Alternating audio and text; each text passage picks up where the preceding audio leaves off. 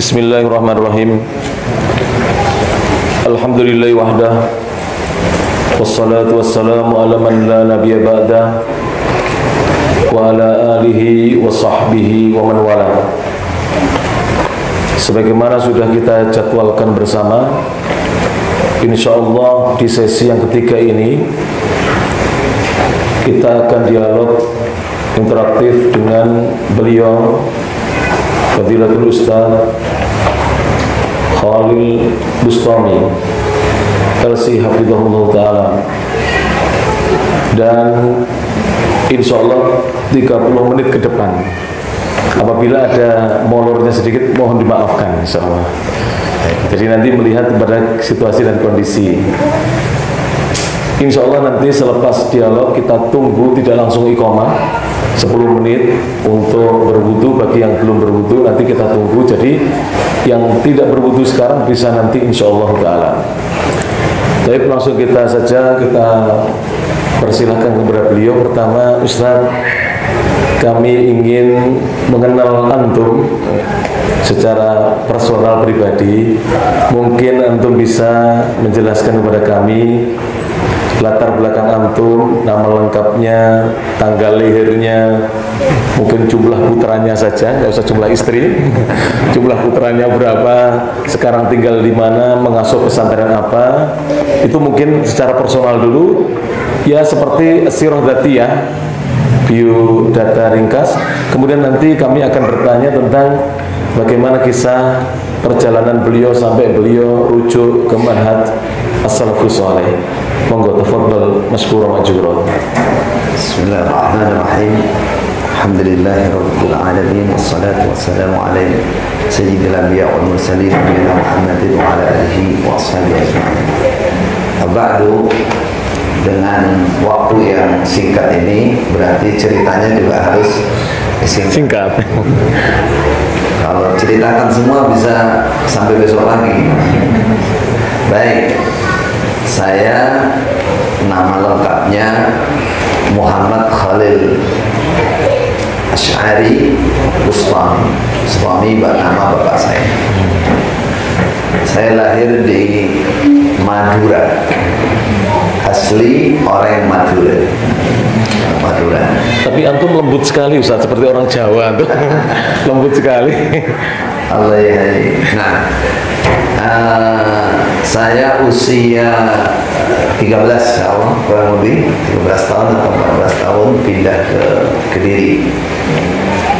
Jadi kebetulan di Madura bapak saya juga seorang kiai dan memiliki pesantren. Lalu dalam perjalanan beliau masuk bergabung dengan dulu namanya Darul Hadis, ganti lagi Lengkari. Nasib saya itulah yang kalau boleh saya sesali. Saya tidak berada di golongan ini, tapi perjalanan qadar Allah alhamdulillah membawa kita kepada hikmah yang sangat luar biasa. Lulus SMP saya dipondokkan di Pondok Pusat Lengkari di Kediri. Sekitar tahun berapa Ustaz? 88, 89. Nah, setelah saya ikuti pondok tersebut 1 tahun, saya diangkat jadi ustaz. Walaupun bacaan masih 14 tahun, belum balik. Jadi saya tampil di depan umum memberikan khutbah. Jadi saya masih pendek gitu. Mungkin teman-teman pada tahu ini. Kenapa? Mungkin bukan karena dilihat kemampuannya saya jadi ustaz, karena memang mereka rata-rata ya pokoknya bacaannya bagus, berani, ngomongnya teteh cara Jawa. Nah itu diangkatlah jadi ustaz. Sekitar tahun 95 sesudah SMA ya, kurang lebih sesudah SMA. Lalu saya berangkat ke Mekah untuk menghafalkan Al-Quran. Jadi sekitar 7 tahun di Pondok Kediri ya Ustaz ya? Kurang lebih 7 tahun, 6 tahun 7 tahun, Masya Allah. Berangkat ke Mekah, saya mabit atau tinggal di sana 2 tahun, ya, 2 tahun untuk menghafalkan Al-Quran. Namun saya memang belum bergabung ke majelis-majelis ilmu saat itu.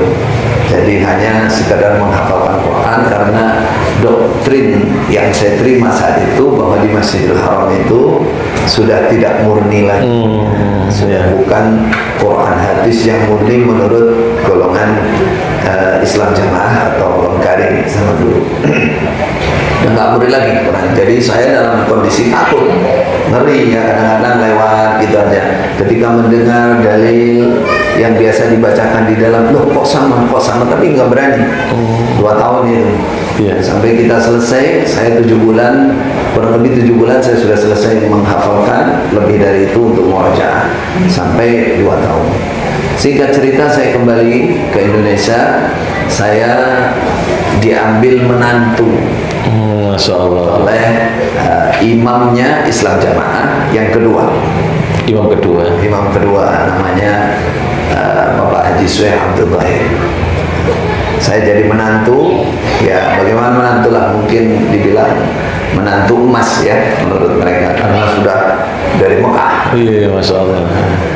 Disitulah singkat aja, saya akhirnya kembali ke Mekah lagi mulai tahun-tahun itu 98 sampai sekitar tahun 2000, kadang di Mekah setengah tahun, di Indonesia setengah tahun, berapa bulan balik lagi sampai tahun 2000. Jadi sekitar 97 panjenengan menikah saja?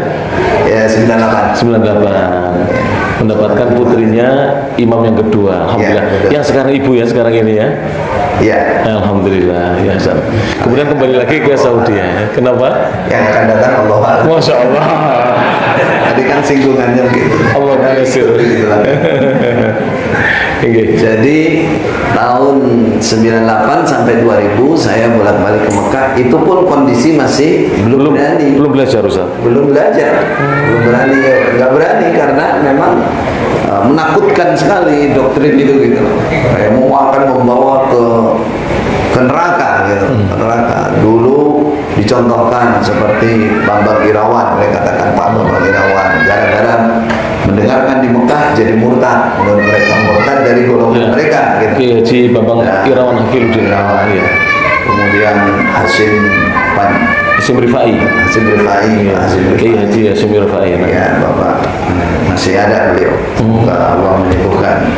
Amin ya rabbal alamin. Jadi mereka mengesankan seperti itu sehingga saya sampai akhirnya di Lengkari itu, di Islam Jamaah itu kan mereka sangat hulu, sangat mempercayai bahwa ilmu itu harus bersanad. Kalau tidak ada sanadnya berarti tidak mangkul, berarti tidak sah ilmunya, tidak boleh diamalkan, nggak boleh disampaikan. Nah, ketika mereka mau menyampaikan hadis yang Sunan Ibnu Majah, hadis ke-6 dari Kutubus Sittah, mereka bingung, sanadnya hilang. Nggak ada, yang ada hanya 5, nggak tahu dibaca apa di mana, Allah hilangnya. Saya juga tanda tanya waktu itu, kalau hilang kenapa kok nggak dicari di Mekah? Diminta kembali. Ya. Akal sehat saya berkata seperti itu saat itu, sehingga saya 98, 99 saya izin ke mertua, saya balik ke Mekah, saya tak cari sanad ini, nggak mungkin tidak ada. Dulu dari Mekah masa nggak ada. Singkat cerita, saya dapatkan sanad itu ya sekitar tahun itu 99 dari Syekh Yahya maupun dari syekh-syekh yang lain. Saya dapatkan semacam munawalah atau ijazatul riwayat. Saya kembali, saya laporkan kepada mertua, ini nyatanya di Mekah ada. Ya, beliau bilang begini, nah ya saya ngutus bertahun-tahun itu katanya di Mekah tidak ada kemurnian, tidak ada sanad. Nyatanya ini ada. Beliau bersyukur, bangga, dan akhirnya mengutus saya kembali. Dan saya bilang, saya belum selesai ini Pak. Kalau hanya sanad ini apa gunanya? Saya nggak belajar ke sana. Ya kamu nanti berangkat ke sana. Berangkatlah di tahun 2001, 2002. Itu yang ketiga kalinya. Ya, keberangkatan ketiga. Lalu mungkin sudah di sana sampai 2011 awal. bersama keluarga Ustaz? Ya, bersama keluarga. Berangkat anak 3, pulang anak 5. Alhamdulillah. Berarti berbuah. Nah sekarang berapa Ustaz? Sekarang 7. Alhamdulillah. Alhamdulillah. Jadi singkat cerita juga, Masya Allah. ketika masuk di sana, mulailah saya mulazamah ke beberapa syekh, termasuk Syekh Yahya terutama Al-Mudarris, kemudian Syekh Al-Harari, guru besar Darul Hadis, kemudian Syekh Ali Adam, muridnya Al-Ethiopi. Ya. Syekh Basmul dan lain-lain. Jadi kalau sore sampai malam kita mulazamah. Setelah itu beberapa bulan saya masuk di sekolah Masjidil Haram, yaitu Ma'had Al-Haram Al-Syarif. Saat itu saya masuk langsung di Thanawi.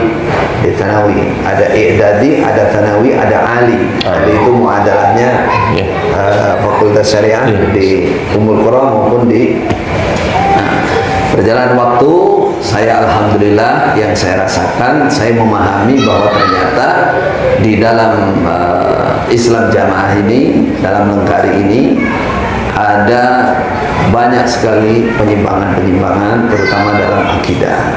Sehingga total dalam kurang lebih 8 tahun 9 tahun saya ibaratnya di sana itu masih bunglon.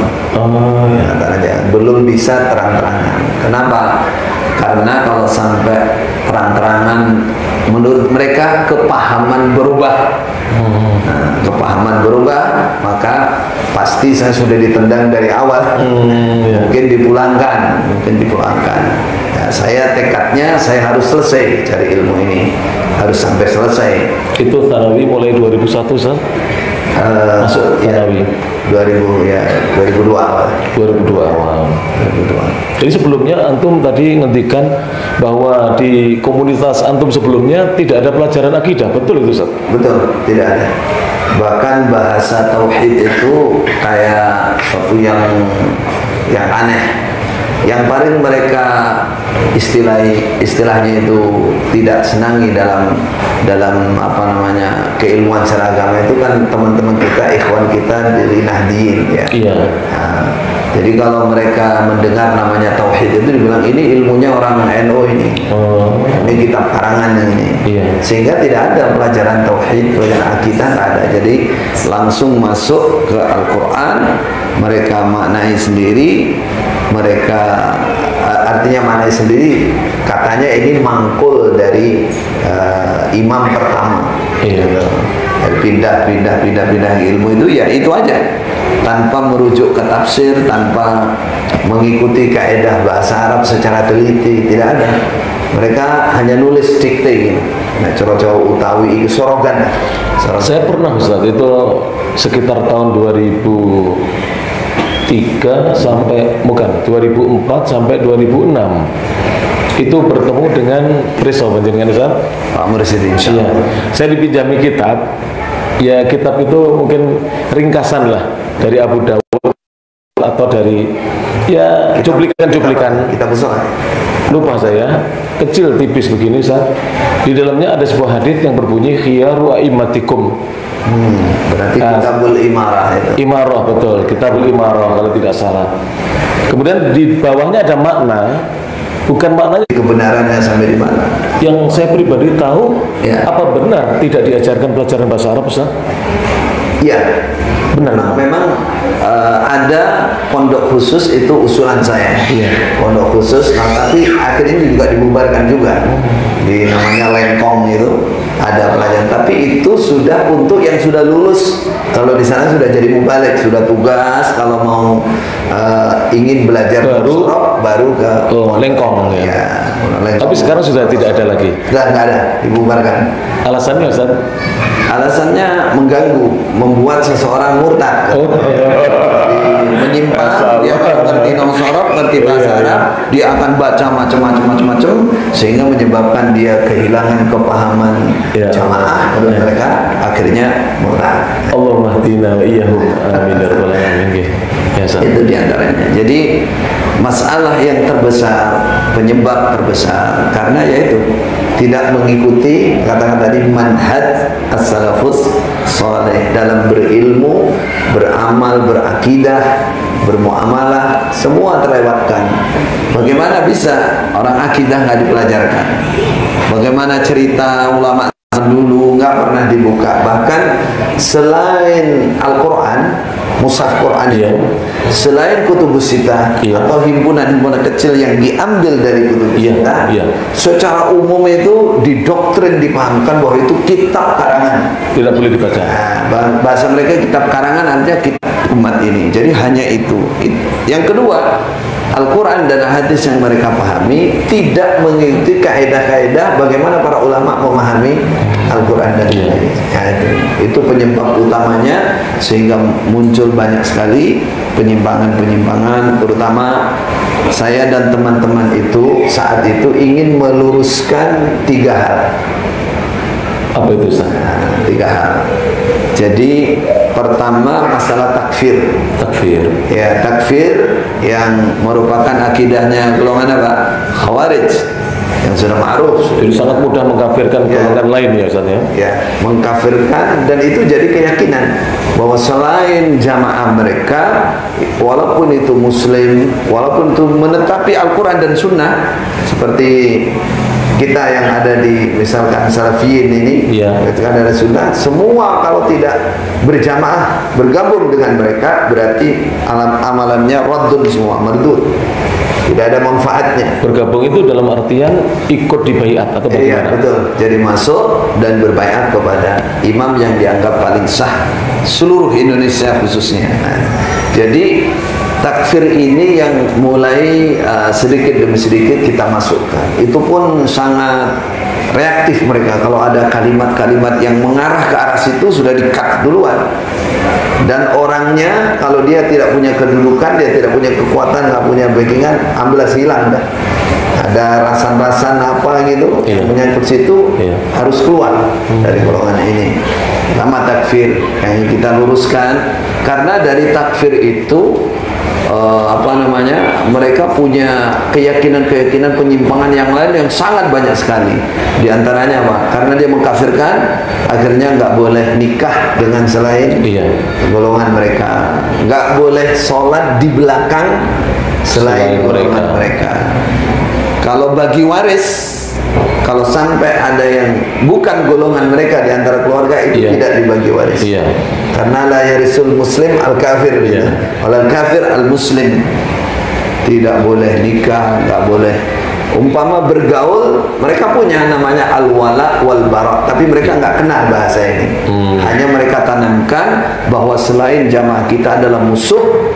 Jadi kalau kita berbuat baik itu hanya sekedar budi luhur. Bahasa mereka semacam takiyah kalau di Syiah ya. Budi luhur, fatonah bitonah, supaya dianggap orang baik, muslim yang baik. Tapi di balik itu yang ditanamkan itu pengkafiran tempat yang lain. Ini yang saya pertama kali di Masjidil Haram itu kaget. Kaget, sekaget-kagetnya kurang lebih di masa 5 bulan, 6 bulan. Sampai setiap saya ngaji, ini dalilnya jelas bahwa muslim baca syahadat, semua para ulama tidak mengkafirkan kecuali kalau melakukan nawaqid Islam. Berkali-kali dibaca, berkali-kali mendengar, karena saya dari kecil ya doktrin itu belum bisa hilang. Sampai saya, ya Allah, bukalah hati saya, bersihkan hati saya ini. Kenapa tetap condong gitu. Padahal ini dalil sudah sangat jelas. Jadi bab takfir itu saya berusaha 7 tahun itu bagaimana secara halus membenahi itu. Ya masih minim lah. Kalau panjenengan masih ingat, kira-kira syekh siapa yang paling berkesan pertama kali sampai panjenengan ingin keluar dari pemahaman yang sebelumnya? Syekh siapa, Ustaz? Kalau boleh. Karena dari awal saya lebih suka dengan Syekh ya. Dari Syekh ya. Beliau suaranya lantang, pelan, bahasanya fusha, kita mudah memahami. Dari situ berulang-ulang, kok nggak pernah nyinggung berimam, bahasa berbaiat, pernah nyinggung itu, kecuali kalau sudah sampai di bab Kitabul Imarah. Itu pun beliau menerangkan ini penguasa, ini ulil amri, ini Raja Malik.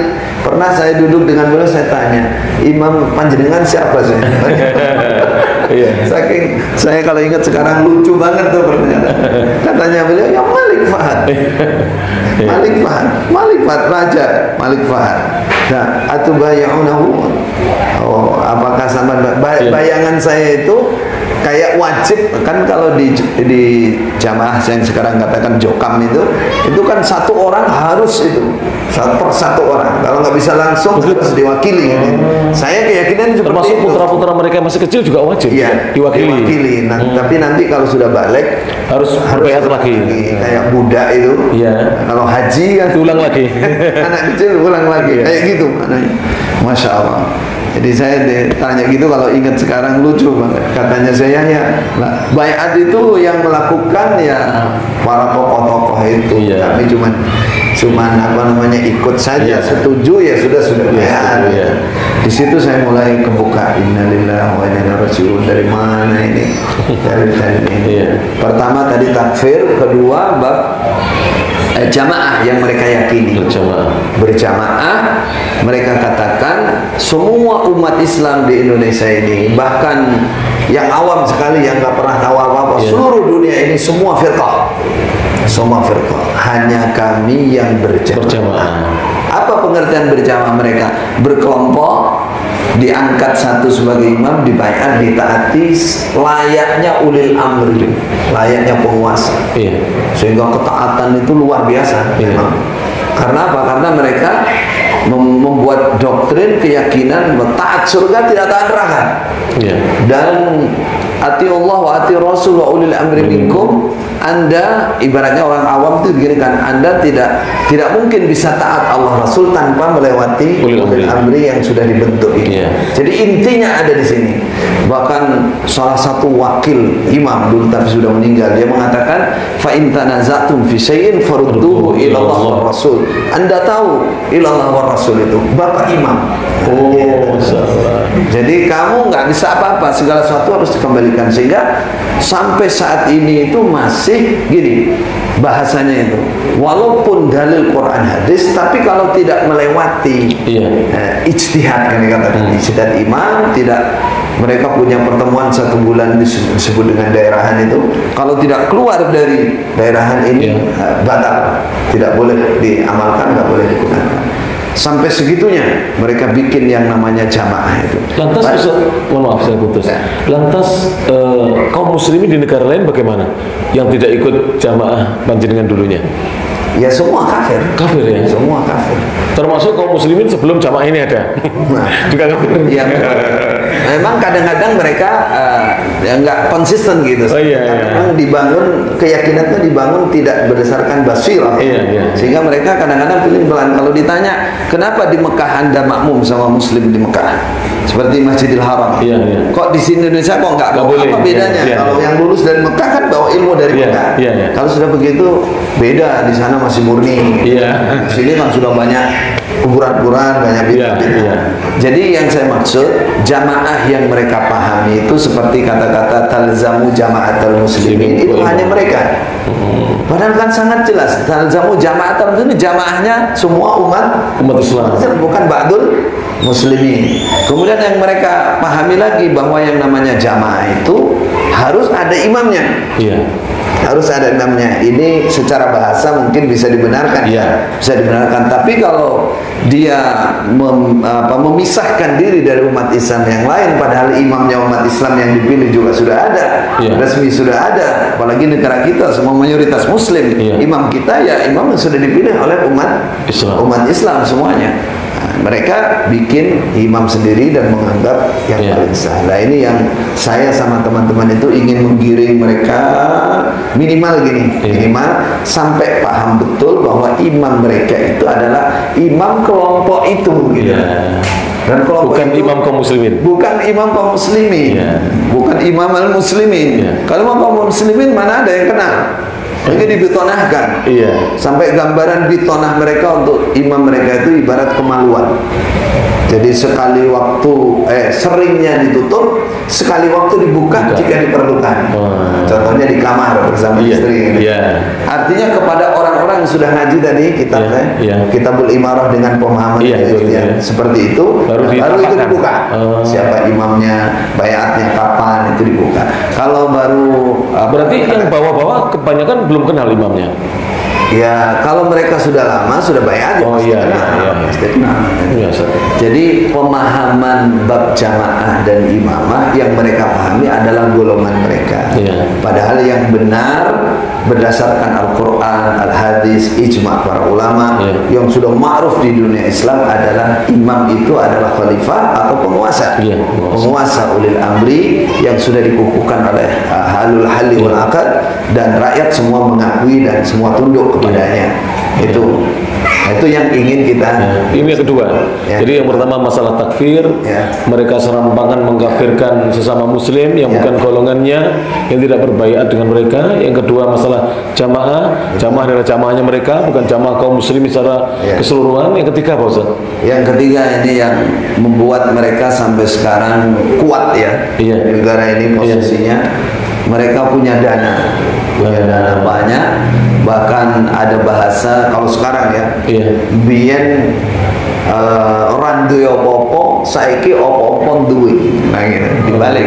Jadi dulu tidak punya apa-apa, sekarang semua dipunyai semua punya. Menguasai macam-macam. Jadi ada pengambilan dana yang mereka atasnamakan namanya isrun atau persenan.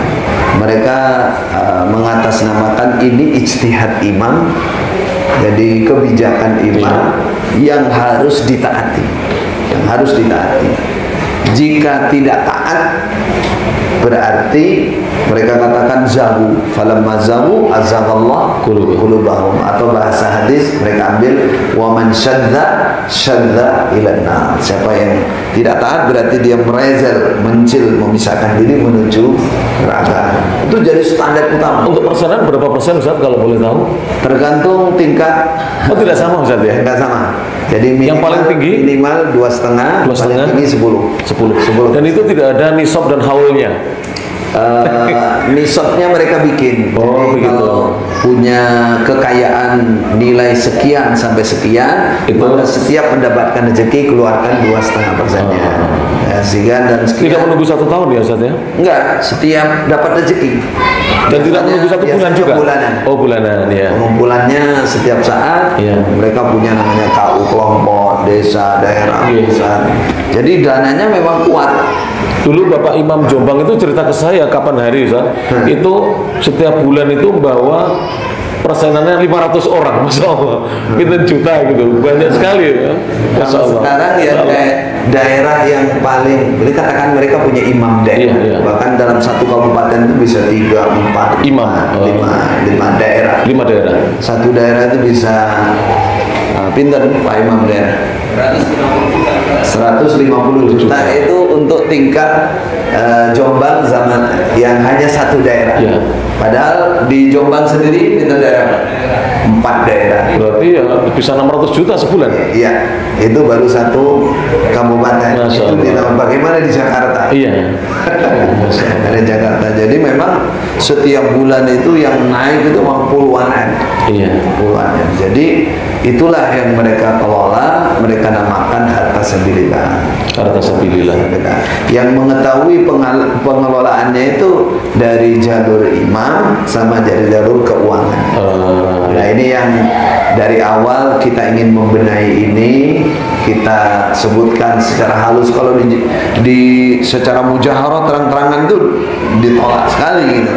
Kita ingin menggiring bagaimana kita katakan uang sabilillah, ayo kita bisniskan, bikin perusahaan, bikin hotel syariah. Nanti kalau sudah selesai semua, tiap daerah sudah nggak perlu setor lagi. Justru dari hasil itu bisa dapat. itu rayuan lah, sedikit demi sedikit, tapi nggak memban. Jadi itulah yang 3 hal yang saya katakan sangat penyimpangan yang luar biasa yang perlu diluruskan dari golongan Islam Jamaah yang ada saat ini. Saya punya pertanyaan lagi, Ustaz, ini terkait Ustaz Abdul Aziz LC, Ustaz Abdul Masud LC, apakah hampir berbarengan ya 3 tokoh besar ini? Maksudnya rujuknya ke manhaj salaf. Alhamdulillah. Alhamdulillah. Nah, jadi saya itu karena dapatkan sanad tadi adalah orang pertama yang diutus untuk belajar. Nah, sesudah saya paham, mulai mengerti beberapa bulan, mulai paham ini bukan manhaj salaf, ini manhaj talaf dalam pikiran saya saat itu. Ini perusak agama, ini bukan mengikuti manhaj salaf. Saya mulai mikir, kalau hanya saya sendirian yang paham ini, wah berat saya. Akhirnya saya telepon, saya kirim surat, saya rayu mertua saya supaya menambahkan talib baru. Akhirnya dikirimlah Ustaz Abdul Aziz, Mas'ud dan lain-lain. Justru yang banyak saya minta dari keluarga imam ini, dari sepupu istri saya minta per keluarga 1 kirimkan. Dan mereka juga lulus juga akhirnya. Alhamdulillah. Nah, dari situlah berapa bulan setelah saya kirim Ustaz Abdul Aziz dan seterusnya, akhirnya mereka sama dengan saya mulazamah kepada saya dan akhirnya masuk di Ma'had Al-Haram Syarif. Cuman yang banyak dari I'dad, masuk dari I'dad. Saya di Thanawi, sehingga saya selesai duluan. Panjenengan kundur dari Makkah sekitar tahun berapa, Ustaz? Kalau 2010, 2011 Jadi ketika saya masuk Makkah 2008, itu teman-teman sebenarnya sudah bercerita. Tapi setiap kami mau menemui jenengan, sepertinya jenengan menghindar dari kami. Betul ya, Ustaz? Betul. Menghindar beliau. Sekarang nggak menghindar, sudah pegang sekarang. Selalu menghindar. Kenapa itu, Ustaz? Karena kalau kelihatan ada hubungan dengan teman-teman sunnah yang lain, yang lain, langsung habis. Berarti ini terpengaruh. Inilah Ustaz yang saya tanyakan, kenapa? Karena beberapa dai sunnah itu ada yang masih sampai sekarang ini meragukan bahwa jenengan sudah betul-betul rujuk ke salaf. Jadi ada yang mengatakan ini pura-pura, ini jangan-jangan nanti untuk gaya jamaah kita. Mohon maaf nih, Ustaz. Bikin aliran baru. Iya, makanya tidak banyak yang mengundang panjenengan. Maksudnya tidak banyak yang berani. Bahkan kedekatan saya dengan panjenengan dengan Ustaz Abdul Aziz ini sempat menimbulkan kasak kusuk gitu loh. Oh gitu. Iya. Mudah-mudahan ini jadi pencerahan, monggo. Insyaallah saya alamu badan. Jadi memang terus terang karena saya itu dari kecil di tempat itu, dan ibaratnya hidup saya ada di situ. Kemudian mohon maaf saya diambil menantu di situ, kemudian saya disekolahkan ke Mekah. Saya merasa saya harus berhasil merubah kesalahan mereka. Jadi bukan hanya langsung meninggalkan ya, Ustaz? Iya, betul. Saya benar, memang sejak di Mekah, apalagi setelah pulang ke Indonesia, kenapa kok bergabung lagi, WA masuk, ada yang telepon saya. Oh begitu. Wa'arid anil jahilin, kaif anta? Saya bilang, kaif hum ahli. Wa qala Allah Ta'ala, ku amsakum wa ahlikum. Sampai ada yang telepon saya itu, siapkan pondok pesantren, siapkan ini, dari teman-teman salaf. Saya bilang, saya masih di sini dulu. Mereka keluarga saya. Oh kan begini. Saya bilang, sahibud dar a'lamu bima fiha. Saya bilang, penghuni rumah itu lebih tahu di dalam. Tapi Anda akan tahu suatu saat bahwa saya sama dengan Anda. Saya bilang, saya sama. Jadi 7 tahun itu betul-betul yang kita hadapi itu kan orang tua, orang sepuh. Jadi 2010 sampai 2017 Ustaz ya? Lama ya? Dan 7 tahun. Jadi kalau boleh saya cerita, yang saya perjuangkan di samping 3 hal itu, tadi. Ustaz Abdul Aziz masih belum pulang ya? Bareng Abdul Aziz yang Abdullah Masud yang agak berarti lebih lebih lama panjenengan ya? Lebih Jadi yang saya lakukan, saya standarnya itu kalau ukuran mi'yarnya saya sendiri. Saya dulu belum mengerti ilmu seperti mereka, bahkan lebih parah, bahkan pendoktrin Mendoktrin sama dengan mereka. Saya bilang, saya sadar karena saya ngerti ilmu. Berarti ini saya hanya nanamkan ilmu aja, nggak susah-susah gitu. Betul. Akhirnya saya 7 tahun itu susah sekali merubah, menghadapi orang tua yang sudah sangat kolot, sudah mendarah mendaging pemahaman seperti itu. Susah sekali. Akhirnya saya tempuh bagaimana keilmuan supaya hidup. Saya hidupkan tahfidz Quran, saya hidupkan bahasa Arab mulai sedikit. Kemudian saya kalau menyampaikan mulai pakai tafsir. Masya Allah. Ya, itu di dalam ya. Iya. Sampai setiap Jumat itu untuk para guru, mereka dari pondok-pondok seluruh berkumpul sampai jumlahnya 1.600 orang seminggu sekali. Nah, itu saya masukkan Ibnu Katsir. Pelan-pelan dulu. Nggak langsung bawa Ibnu Katsir saya ya. Pokoknya kan mereka tercengang kan. Bagus sekali, bagus sekali. Akhirnya nanya, ini dari mana? Baru saya tunjukkan. Ini Rawahul Bukhari dari tafsir Ibnu Katsir. Masya Allah. Akhirnya mereka mau beli. Ibnu Katsir. Akhirnya imamnya, imam ini, imam yang sekarang ini, itu setuju. Itu pakliknya istri saya. Oh, Masya Allah. Adiknya namanya Abdul Aziz Sultan Aulia. Itu setuju untuk diadakan asrama mereka khataman Ibnu Katsir. Masya Allah. 2 bulan sebelum pelaksanaan ketahuan. Saya ketahuan. Bagaimana ceritanya itu bisa ketahuan? Jadi untuk pembinaan ilmu secara umum seperti itu, tahfidz Quran, bahasa Arab mulai ditanamkan, akidah mulai saya masukkan sedikit. Cuman judulnya bukan tauhid. Cuma tauhid, judulnya ar-raja wal khauf, khafatullah, mahabbatullah gitu. Kalau langsung judul tauhid, hilang dari awal. Ini salafi ini. Mereka pasti begitu. Jelas. Terus saya di samping secara umum saya bertiga ya dengan Ustaz Abdul Aziz Bapak Mas'ud membentuk namanya Generus Ulama. Generus. Kalau saya bertiga itu namanya Paku Bumi. Paku Bumi itu apa Ustaz? Ya, idanya dai atau ulama yang tertinggi dari golongan pemuda. Paku Bumi supaya bumi itu enggak. Berarti saya temannya Paku Bumi. Saat itu begitu. Jadi insya Allah sebentar lagi saya terkenal temannya Paku Bumi. Saat itu merasa paling top. Saya bikin Generus Ulama 50 orang. Masya Allah. Orang kita. Generus itu apa artinya? Generus generasi penerus. Generasi penerus ulama. Masya Allah. Kita ajak hafal Quran, kita ajarin Nausara. Berarti sudah selesai apa? Ya sudah. Ya. Akhirnya kurang lebih 5 tahun, 6 tahun lah. Mereka tanpa saya istilahnya saya didik secara khusus untuk memahami manhaj salaf, sudah paham mereka secara halus. Ada yang tidak kuat, 4 orang semuanya. Akhirnya mereka pergi tanpa tidak kuat. Maksudnya tidak kuat di dalam. Jadi dia tetap memegangi yang lama. Enggak, dia tidak kuat dengan paham. Sudah paham tidak kuat di dalam. Tidak bertahan. Jadi sudah paham tidak kuat dengan realita di dalam. Saya ajak untuk sabar nggak bisa. Saya tinggal keluar negeri, pergi dia. Bergabung ke Ustadz Abdul Horoi. Iya, akhirnya salah satu dia sampai mantu juga. Masalah. Ustadz Abdullah. Nah, itulah penyebab panjenengan ketahuan. Katanya mereka kalau muridnya begini berarti gurunya seperti itu. Sama ini. Guru kencing berdiri, murid kencing berlari.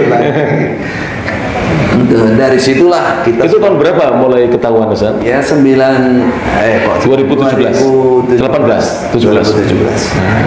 Tapi panjenengan masih tinggal di dalam tuh? Ya, masih tinggal di dalam. 2 proses yang saya jalani saat itu. Pertama namanya DNA, dinonaktifkan. Saya dibiarkan dan teman-teman bertiga itu 1 tahun. Kenapa saya masih bertahan? Karena saya masih menunggu kajian tafsir Ibnu Katsir mutakhir ini barangkali bisa dilaksanakan. Oh, gitu ya. Di situ saya akan menjelaskan semuanya, fikih, usul fikih dan bab khalifah kan ada di awal surat Baqarah itu. Kalau sudah berkumpul hataman itu biasa sampai 16.000 orang. 16.000 dari daerah seluruh Indonesia. Itu sampai berapa hari biasanya Ustaz pelaksanaannya? Ya tergantung kitabnya yang dikaji. Bisa 1 minggu, 10 hari. Cukup ya semua lokasi pesantren cukup. Ya, sistemnya ya seperti itu tadi, jadi dibaca, mereka nulis dengan cepat ya. Kalau mereka Wah, ini berarti kesempatan ya untuk ya itu yang saya tunggu, sehingga di masa DNA itu namanya dinonaktifkan, kami masih bersabar setahun itu nunggu. Di ujung 1 tahun Bapak Imam masih Sugeng waktu itu, masih hidup. Yang Bapak Imam yang kedua sudah nggak ada dari 2006. Waktu sudah masa lama. saya di Mekah. Saya di Mekah ini yang ketiga. Jadi masa 10 bulan, 11 bulan kita sabar menunggu. Kita sudah DNA, nggak boleh ngimami, nggak boleh ngajar, nggak boleh macam-macam. Dan suara-suara fitnah itu sudah disebar. Tapi masih disapa Ustaz kalau ketemu? Ya banyak orang takut, karena kalau orang dekat itu berarti takut gitu, pengaruh gitu. Nah di ujung 11 bulan itu barulah ada namanya majelis tabayun, klarifikasi 3 kali. Nah disitulah cerita singkatnya, karena saya merasa bahwa kemungkinan besar saya bertiga pasti dikeluarkan, maka disitulah kita garap. Sebutkan dalam 3 pertemuan. Di majelis itu banyak petinggi yang hadir. Ya petinggi semua yang hadir. Bapak Imam, Bapak Wakil Mat, wakilnya Imam, kemudian Pak Bumi, orang-orang khusus itu. Pak Bumi, Pak Kudutur nggak masuk. Orang atas saja. Di situ apalagi Pak Kusuk ya. Jadi saat itu kesempatan. Termasuk klarifikasi terakhir itu, wah ini kesempatan terakhir ini. Nah, maka kita bahas masalah takfir, masalah bab jamaah ini, masalah mengkafirkan orang, bahas tuntas di situ. Besoknya langsung mereka bingung untuk memutuskan apa. Karena apa? Kata imamnya ini, terus yang diomong kabeh dalil piye carane? Dalil kabeh. Insyaallah. Ada salah satu wakil. Apa ada bibit-bibit mulai sadar atau bagaimana Ustaz? Saya kira dengan penjelasan kami itu ibaratnya orang rendah IQ-nya saja paham. Karena kita terangkan menurut kenyataannya begini, ayatnya begini, nggak terbantahkan. Bahkan di pertemuan terakhir itu nggak ada satupun yang membantah. Ada satu orang yang ditugaskan untuk membantah saya, 2 kali ngomong saya sekat, habis dia. Masalahnya dia patuh dudul itu, bukan Pak Bumi. Masya Allah. Jadi kata imamnya ini di hari kedua sebelum pertemuan diumumkan daerahan, namanya pertemuan seluruh Indonesia kan. Nah, itu imamnya bingung. Wah, apa sudah mau dalil ke piye caranya? Baru salah satu wakilnya dia yang ahli strategi. Oh, ngeten mawon. Gini aja. Jadi kita bilang memang yang diomongkan Pak Khalil, Pak Abdul Aziz, Pak Masud, semua dalil. Tapi kepahaman atau pemahaman mereka terhadap dalil itu menyimpang.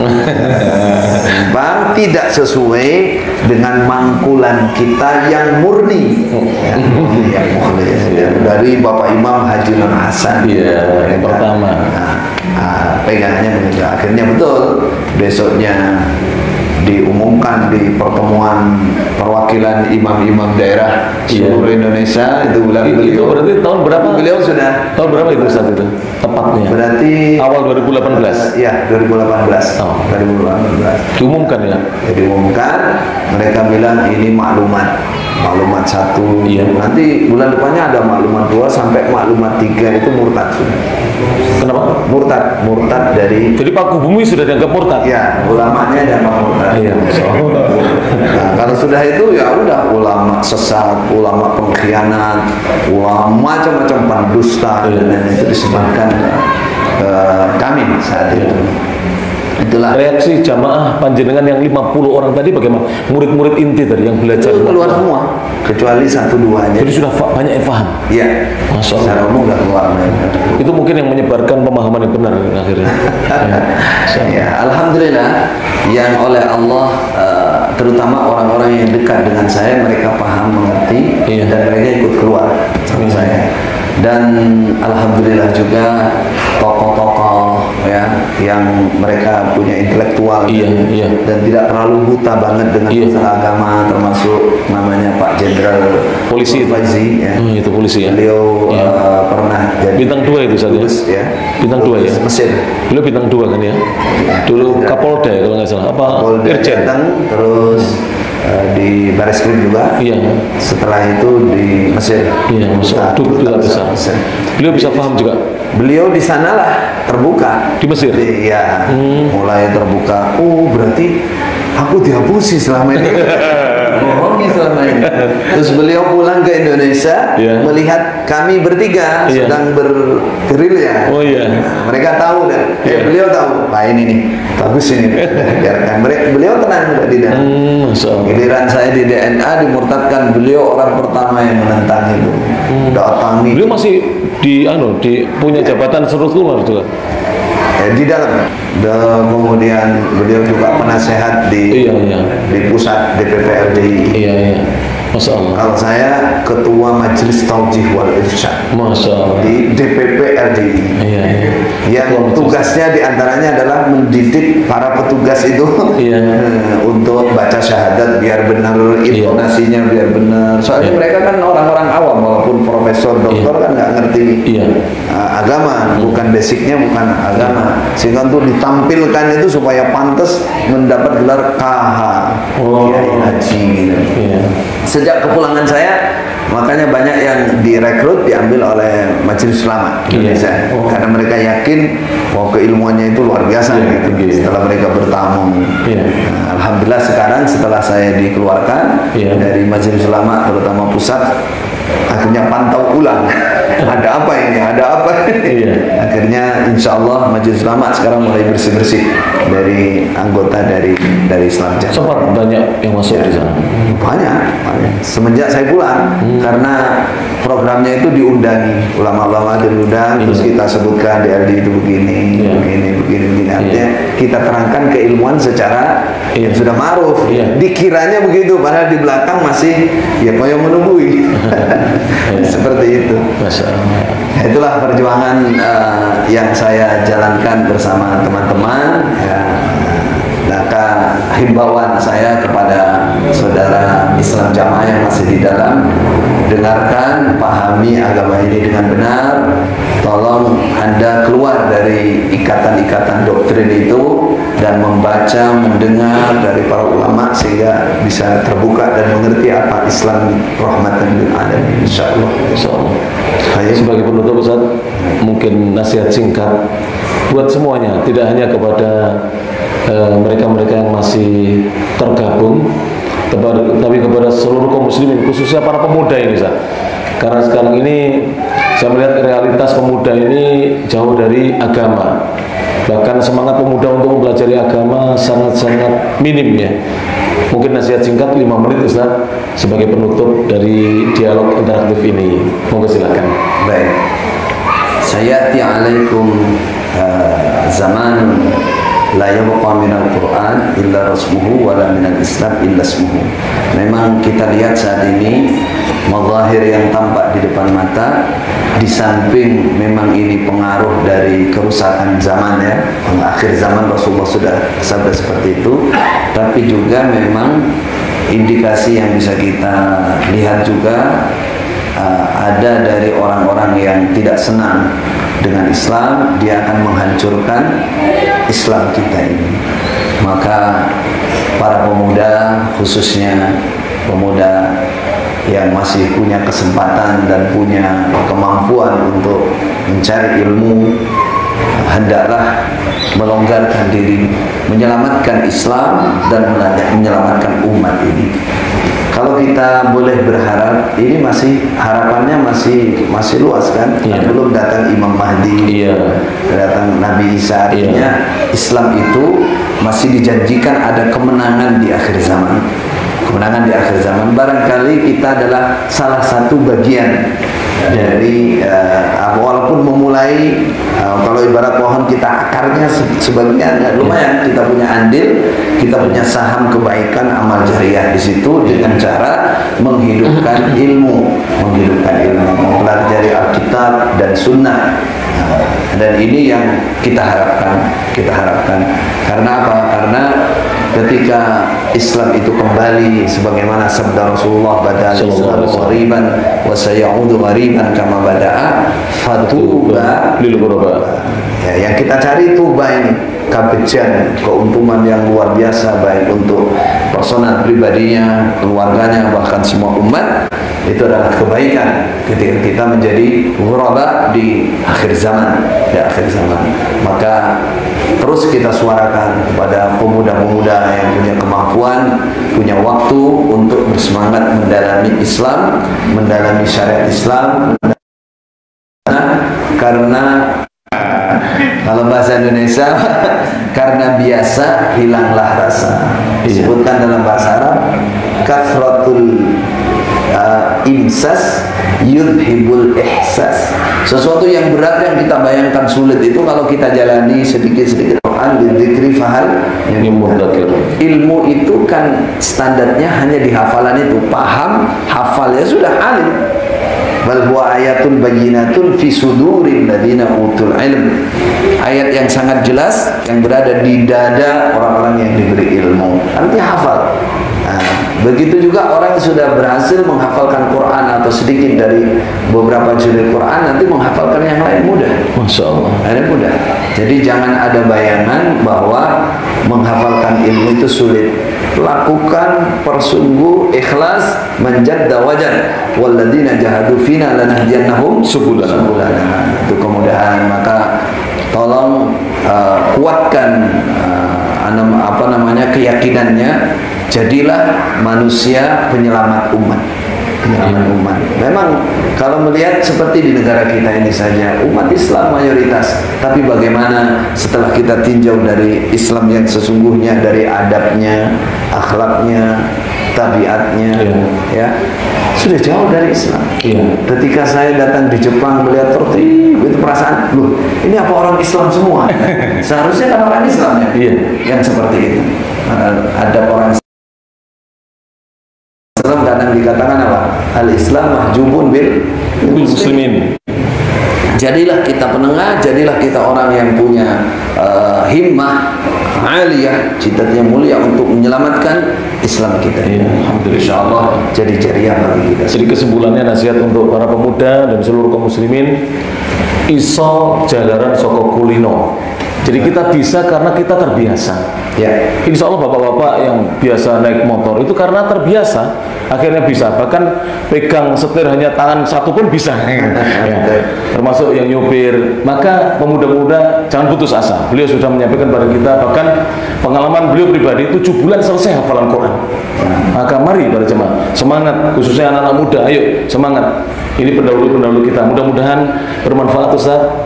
Kami haturkan jazakumullah khairan kepada Syekhana, guru kita yang mulia Syekh Muhammad Khalil Asy'ari bin Bustami LC Hafizahullah Ta'ala.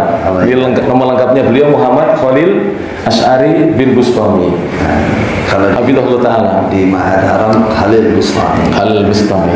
Mudah-mudahan beliau senantiasa diberi kesehatan, dijaga oleh Allah, tetap istiqomah di atas iman dan Islam, tetap istiqomah mendakwahkan Islam yang murni sesuai dengan petunjuk Al-Quran dan Sunnah, selaras dengan pemahaman as-salafus saleh.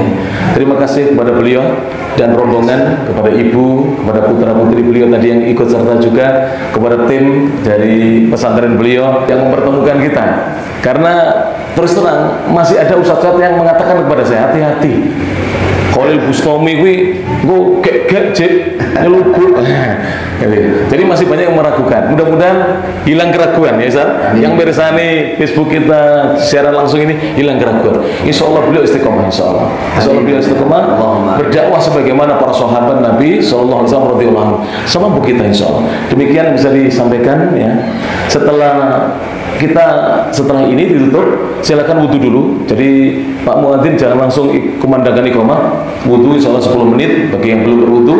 Kemudian setelah itu kita sholat isya dan jangan buru-buru pulang. Ya nanti ada ramah tamah sebentar insyaallah. Ya kita kan jarang ngaji lama-lama ya, jarang. Biasanya ngajinya 40 menit. 1 jam, jarang lama. Kalau di Saudi tanya beliau, kami biasa daurah itu dari pada subuh sampai jam 10 malam. Tanya kepada beliau. Apalagi menghatamkan kitab-kitab hadis cari sanad itu. Ya Allah, itu bangun itu boyok rasanya seperti apa? Mau terbang. Tapi subhanallah, ini pengalaman pribadi saya. 8 hari kami duduk di depan mas saya itu, 11 hari. Itu 2 hari memang kantuk itu seperti nggak bisa ditahan. Tapi setelah 2 hari hilang dan rasa bahagia dan tentram di hati kita. Masya Allah. Kalau kita mengkaji Al-Quran dan Sunnah sesuai dengan pemahaman yang benar, maka mudah-mudahan ya semuanya jangan pulang buru-buru ya. Nanti kalau pulang mohon pelan-pelan ya, kendaraannya pelan-pelan. Nanti teman-teman dari petugas parkir untuk mengatur dengan baik. Hati-hati jangan sampai jatuh karena jalannya masih kurang bagus juga ini. Doakan pesantren ini bisa istiqomah dan juga ma'hadnya beliau Syekhuna Ma'had Bakah ya. Mudah-mudahan maju, maaf kita semuanya maju. Alhamdulillah insyaallah. Mudah-mudahan ribuan santrinya insyaallah taala. Amin ya rabbal alamin insyaallah. Dan semuanya di atas manhaj yang benar insyaallah taala. Jadi nanti mohon demikian dan mohon kalau berjalan termasuk adab yang diajarkan Rasulullah itu tidak terburu-buru kita, tidak ngebut-ngebut. Ahlus sunnah itu dimanapun akhlaknya baik. Bukan hanya akidahnya yang lurus, bukan hanya tauhidnya yang benar, tapi juga berakhlak yang mulia, beradab yang mulia. Semua mencontoh Rasulullah SAW dan para sahabatnya radhiyallahu anhum ajma'in. Syukran jazilan kepada semuanya, jazakumullah khairan, terutama kepada kru tim dari Ustaz Khalil maupun dari tim At-Tirmidzi. Alhamdulillah sudah berapa jam ini tadi ya? Sejak sudah 2 jam lebih ini, masya Allah, tidak lelah. HP-nya mungkin sudah panas ya, sudah lelah ini.